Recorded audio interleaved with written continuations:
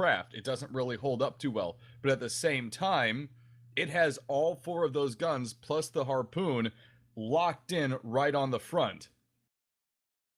I think the harpoon's primary value is not anything. The only thing you can really expect from the harpoon is that it will screw up the maneuverability of the ship you hit. I don't think you can really reliably expect it to actually pull somebody close to you, because sometimes it does the opposite. It's more about just making sure the enemy pilot is not able to fly effectively. But we are in the game now, although Letonator isn't. I sent you the password on Skype. I'll do the loadouts really quick here. On the red team, Iris, we have the Luftwaffe. Luftwaffle, some type of breakfast snack. Left side, Gatling mortar. Front, Hades. Right side, I need to turn the sound on. Right side, Artemis. His ally, the King's Voice, we have a front Gatling mortar, Pyramidion, left side, Flamer Artemis, as we get into the action here. The blue team, Crimson Skyriders, we have the Lib GTK, another Gat mortar, Pyramidion, left side, Carronade Flare, and his ally, a Hades Artemis Pyramidion. I love seeing the Hades Artemis Pyramidion. It has a lot of mid-range firepower, and if you know how to brawl with it right and hold exactly in that arming time range, it can brawl pretty well, actually. We've seen a couple people do it before. Redria definitely comes to mind with his Pyramidion, the Rainbow Crash. Getting into it here, Luftwaffe and the King's Voice are holding slightly above LibGTK and the Solus Ortum. They're kind of putting the pressure on them just a little bit to not come out of cover until they're good and ready. King's Voice coming in with the Gat. Should see some hull breaks here very shortly. 2 Pyramidions on a Pyramidion Junker. King's Voice going down, though. Took some nasty Gat fire. Then a great bump from the Lib GTK. Knocks almost all of their permahull out. They're in deep trouble now if pressure comes back on them from the Solus Ortum. Meanwhile, Lib GTK is turning its attention to the Luftwaffe, having heavily disabled the King's Voice. King's Voice, though, coming back just a little bit here, getting some Gat fire on that engine column of the Lib GTK, trying to slow them down to keep the pressure off the Luftwaffe. But King's Voice, too much focus fire for the Solus Ortum. That Hades Artemis combination is definitely deadly. Letonator, you sound so energetic and refreshed. I have sugar. Oh man, sugar sounds great. Junker does indeed go down. Lib GTK and Solus Ortum managed to divide and conquer. A little bit of 1v1 action there, as the Lib GTK was very active in moving about and making sure things got done. Coming around, disabling the Pyramidion, getting it pretty low so Solus Ortum can focus on it, then swinging around, taking out the Junker in quick succession with that Gat mortar. Yeah, as you were talking about how you like the Hades whatever Pyramidion, Hades Artemis Pyramidion. One of the nice things about the loadout is it can start an engagement from a medium to long range. But once you have their armor down, you can continue a charge and just do the final hit with a close range ram. So it's a very versatile loadout that can do a large amount of damage very quickly. It is going into that here after this engagement here. King's Voice engaging Lib GTK rather, swinging above it. King's Voice having to reel backward just a little bit to try and hold on to Arc. It's not happening though. Hades Artemis fire coming in on the King's Voice.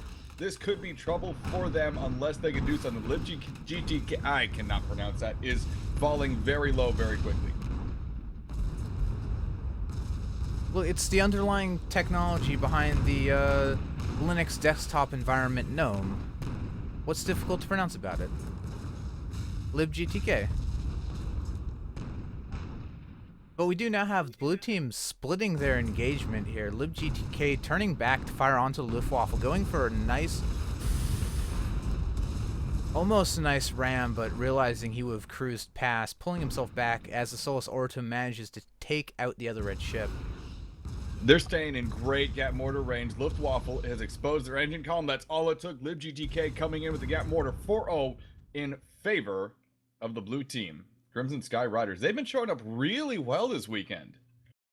Yeah, I want to say this is the first time we've really seen them play as a full team.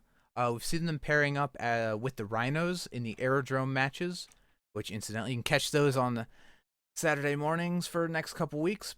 But they've been pretty dominating in those in that capture point event as well. But yeah, coming out with a very strong showing this weekend. Um, One thing I've noticed is LibGTK is Lu. I I can pronounce his name, but the sleep deprivation is making it difficult. Luosi, Luosi. I believe. Yes. Um, he makes very heavy usage of vertical movement in his pyramid. You see him dodging a lot of shots. Like if he seems like if he feels like he's in any sort of danger of dying, he'll just pop that Hydra and just zip on over whoever he was engaging. Oh, now the King's Voice is in a pretty well. It's also Ouch. overshooting a little bit. That was unfortunate focused fire from both the King's Voice and the Luftwaffe, depriving the Crimson Sky Riders of their 5th kill, and indeed getting the first kill for the red team in this matchup.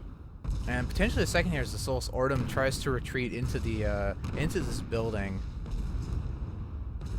Not sure this is a great idea. If they get too close to that and drop, yeah, they are pulling away from it now. They're unfortunately, though, sitting right mid-air. King's Voice and Luftwaffe are going to have clean shots and, in fact, should get a kill. Wow, Hull just coming back up right at the last minute. LibGTK is swinging around, though, from behind. Solus Ortum may be the sacrificial lamb in this situation. Does indeed go down. Unfortunately, GTK taking a little bit of a bump as they're charging in, and it looks like that bump maybe jolted them back to their senses as they're now kind of backing off a Discouraged little it bit. big time, yeah. Yeah, sometimes you get a little bit of the bloodlust, and it's just, trip over yourself and then come to your senses. But yeah, that probably would not have been the best engagement. Interesting to see also from the Junker here, Hades on the front, which I'm not sure how that affects the trifecta on the long range side of the Junker, but potentially giving them a lot more armor piercing as they're charging in, since normally you would not be able to use the side Hades. I still think you can get the trifecta. It's just a lot more difficult with the Hades on the very front. It's possible, definitely possible, but it's a little more tricky. That's all. I mean, I guess the decision between where you place the Hades is whether you want engine disabling on the front or armor piercing on the front, because that's what you'll be using with your charge. Although Luftwaffe now caught pretty far back from his ally. They're caught with their pants down here, yeah. Although LibGTK choosing to engage the Pyramidion instead. Probably looks like they're both better focusing. Choice. King's Voice is definitely the big. Oh my goodness. Hi guys. Hi. I just Blue switched over team to my wins. headset microphone since for some reason I'm getting a lot of noise from my mixing board. I'm not sure why. It's not the mic, the board. That's odd. That's really odd. I remember using that board. Should work just fine. We're gonna have to do some more tests there later, Oracle. Iris is defeated there by. Yeah, again, as I unfortunately got desynced from the server there, have to restart my game. I would much rather see a hull break component on there instead of that Hades. Obviously, the Hades is all right at breaking hull, but I want something that works with that short range option. I want to see a GAT. That's really what I want to see. Hades with grease is what I want to see. We're getting into game right now. Aboard the Litany of Fury for Iris, being piloted by Niels Jewell. We have a Gat Mortar Pyramidium with a flamethrower and flare on the side. And aboard the Crown's Justice, something that's causing waves in the casters, we have Captain Lockhart piloting it. It is a Hwacha Carronade port side with a Hades to complement, and a Hwacha Carronade on the starboard side as well. Leto, For the Crimson, are you back here? Yeah, yep, I'm here. We're good. Crimson Sky Riders, the first ship. Luosi's piloting the LibGTK. It's a Metamidian with a double Artemis support on the side. And then for the final ship, the Solus Ortum, we have Commander Hillerton piloting it. It's another Pyramidian. Hades and Artemis on the front with Artemis and Flare on the side support. I already kind of like this for the Crimson Riders. I like that long-range power. I mean, look at the way it's melting. The Crown's Justice armor goes down. This is insane. Even just 20 seconds in the match, Crown's Justice already has lost half their perma. Litany of Fury is putting a lot of pressure on LibGTK, but they're approaching a Metamidian, and at Mach speed, they're losing their hull faster. It showers parts all over LibGTK, and they are perfectly fine. 1 up for the Crimson Sky Riders. And now the Crown's Justice not going to survive this. They have a Hades Artemis on them and a Metamidian in their face. That's it. Quick 2 kills for the Crimson Sky Riders. Crimson Sky Riders were absolutely in their comfort zone there. Solo Sortum got to hold back. They got to do their thing. LibGTK was up in their faces, up in the Iris's faces, brawling it up, really kind of shaking things up, keeping them on their toes. It was beautiful. It is exactly the situation that the Crimson Sky Riders wanted to start out with on this map.